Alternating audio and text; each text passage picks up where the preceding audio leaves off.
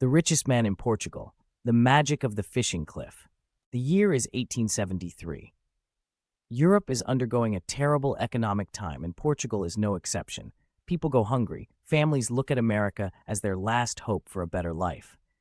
Winters seem colder than ever before, and people are really struggling. We were kids, a bunch of kids hanging on the streets, stealing what we could to take back to our homes. Police were always on our case, and they didn't treat us like kids either. Oftentimes, they would beat the heck out of us and steal our stealing, keeping them for themselves, crooks. Anyway, one night, as I was casing a warehouse of fruits so my friends could break in, we were caught red-handed. The owner and the police had prepared a trap. They were hidden inside, waiting in the dark. As my buddies broke a window and jumped in, I stayed outside as the lookout. I saw the cops coming fast. I had to warn my friends, even though after the last beating I'd gotten, they even broke my right arm. I overcame my fear and ran to the broken window, jumped in without looking, rolled through the floor, only to get up in the middle of a larger group of cops already beating the heck out of my friends. The beating I got this time would be much worse than the last time. They didn't break my arm, they broke my ribs. I spent 6 months recuperating, and I had to promise my mother I would never do these things again. Months passed, and the situation at home remained the same. I had taken a different path. Every morning, I would get up and head to the small cliff that hung over the seawall where people often went fishing. This way, I was bringing the food home to my mom. Also, in the evenings, I would plant vegetables. Sometimes I even had some extra fish that I would barter for milk or bread. I would always see an old man fishing there. One day I decided to talk to him. "Hey, how are they biting today?" I said. He looked at me with the sweetest look and said, I never catch anything. I come mostly for the sea breeze. It's so soothing, don't you agree?" I said to myself, "The breeze? Doesn't this guy need food?" I agreed. He told me to sit next to him, and we spent the whole day talking. We did the same for almost 2 weeks, and he was right. He never caught a single fish. I felt sorry for him, but I needed my catch to support my mother, who was very ill. One day I asked him, "Don't you need food?" He laughed out loud and responded, "Everybody needs food, but I'm doing pretty well." That intrigued me. I asked him right out, "How can you be doing well when everyone is struggling so bad?" He looked at me with the expression in his face like someone who knows a secret and doesn't want to share it with anyone. He said, "Don't worry, it's just crazy talk." Later I asked again. This time he answered, "I'll make you a deal. If you give me one fish, only one, every day, I'll tell you my secret." A secret? What kind of a secret could he hold? He replied, "It's magic."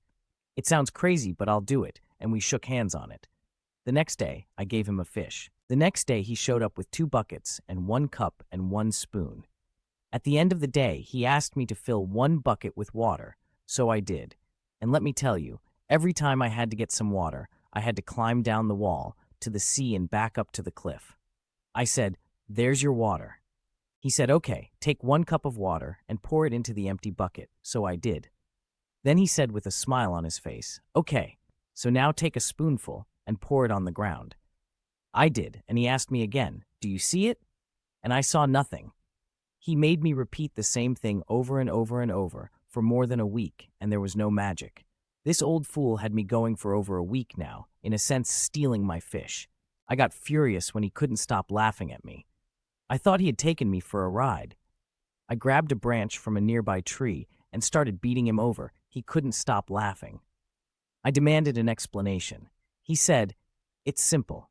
You see, when you had an empty bucket, you poured a cup into your empty bucket and took out a spoonful, and you had plenty left over.